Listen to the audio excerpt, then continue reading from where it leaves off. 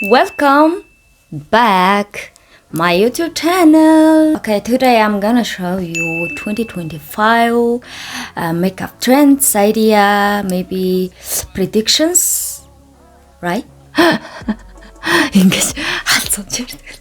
Англиар яагаад ч юм ингэ маялаад байгаа санагдаад идэв надаа.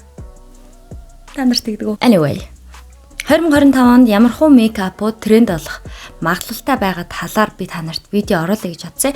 Мэдээж эмэгтэй хүмүүс хөөрхөн байх мөнхийн хэрэгцээ шаардлага байж байгаа учраас энэ айгу хөөрхөн өгөөчтөө видео болно гэж би найдаж байна. За тэгээ бүгдээрээ хамгийн ихнийх нь Diet of Clean Girls буюу цэвэрхэн охтуудын тренд яг хэвээрээ үргэлжлэнэ. Угаасаа энэ яг нэлээд урт хугацаанд энэ тренд үргэлжлэх бах. Миний хувьд болохоор өөрөө Clean Girl makeup хийхдээ нэг ингэж иймэрхүү харагддаг.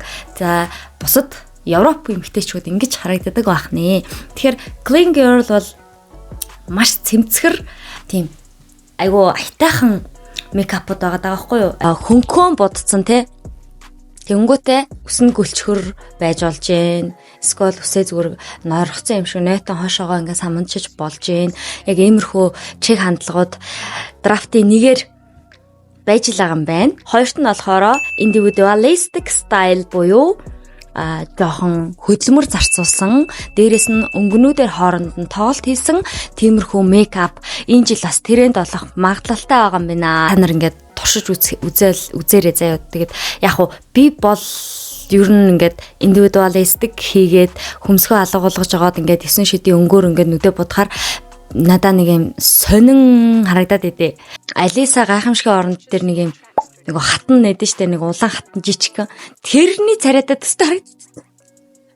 Тэгээ нөө хүмүүс ер нь жоохон тэрнтэй төстэй гэдэг заа. Гэхдээ it's okay. Яхад тэр адилхан байл л өстэй. Тэр жүжигч нь өөрөө надад жоохон төстэй юм билээ штэ амьдрал дээр. За гуравт нь болохоор cool toned makeup буюу эдгэрүүд орох нэ. Эдгэрүүд. За тэгэхээр cool toned гэхээр жоохон хөтө өнгөний сонголтууд орж ирж байгаа. Миний хувьд болохоор би жоохон юм ширүүн хүйтэн харагдгийг гэх юм бол яг ингээд нүднийхээ доогуур энэнгээр ингээд бүдгэн чирнэлийн ягаан төөнтөө мөртлөө бүдгэн юм хүйтэн айгуу тийм сааралч юм шиг тийм хүйтэн өнгөөр ингээд жоохон ингээ өгчдөг байхгүй эффект. Тэгээ ингээ шанааны одоо сүүдэр байгаа штэ. Сүүдэр хэсгээ ч гэсэн яг тэр өнгөөр баг зэрэг өгчхөөр нэг илүү юм creepy те нэг юм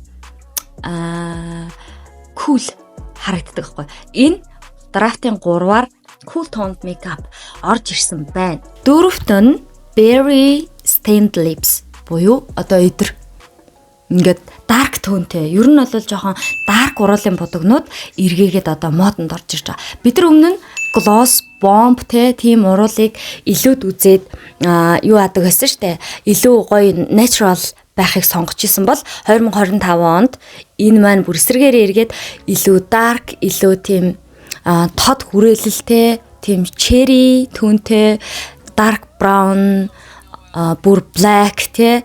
Тэгээд бүр ингээд нэлээд тийм dark төнтэй уруулыг гэхдээ янз янзаар dark болгож бодож болно. Тэгээ та нар өөрсдөө туршиж үзээрэй. Dark төнтэй липстикүүд энэ жил тренд болно гэсэн драфтын 4-р мэдээлэлээр орж ирсэн байна. Metallic eye. Тавтхан заяа. Metallic eye гэхээр одоо миний бодлоор 2000-ад онд ихч мэгчнэр айгүйх те ийм цаанс харал саата тэнэр ингээд амар боддог гэсэн штэ. Одоо эдгэр шиг ингээд яг ийм нүдний бодолд бас эргээгээд модонд орж ирсэн. 2025 онд та нар яг ийм silver metallic өнгөөр нүдэ бодох юм бол бас амар sexy.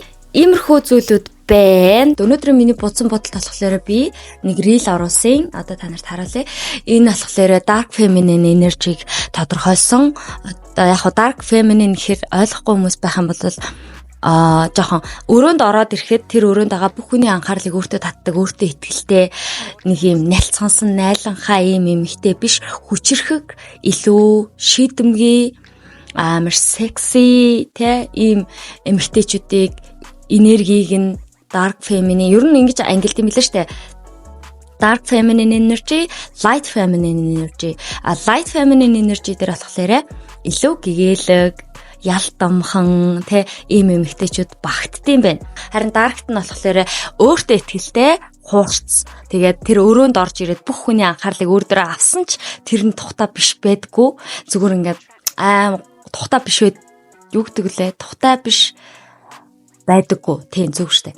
Тэгээд ингээд өөртөө бүх анхаарлыг авсан ч гэсэн хэвээрээд байж идэг эмэгтэй хүний энергийг dark feminine energy гэдэг бахнаа. Тэгээд ерөнхийдөө одоо олон улсад ингээд байгаа штэ. Dark feminine energy чинь одоо хажууд хосоо эсвэл бол ганц би бол эрчүүдийг араасаа ингээд хуйлруулдаг тийм эмэгтэйчүүд чинь dark feminine energy-г өөртөө бий болгоцсон хүмүүс эдэг гинэ. Тэгээд энэ энергиуд чинь бүгдээрээ ингээд эмэгтэй хүн өөртөө бий болгож чаддаг энерги заяа. Тэгэхээр та нар энийг жоохон судалж агаад dark feminine energyтэй болъё гэж бодчихвэл бас болоход гэмгүй бах гэж би бодож байна. За тэгээд нэг иймэрхүү байна. Маш богинохон энэ бичлэгийг зүгээр ам халаалт маягаар хийлээ. Та нараа гой санаа бодлоо хуваалцаарай заяа. Та нарт 2025 онд яг ямархуу мейкап, ямархуу бодолтууд тренд олно гэсэн бодол байгаа вэ?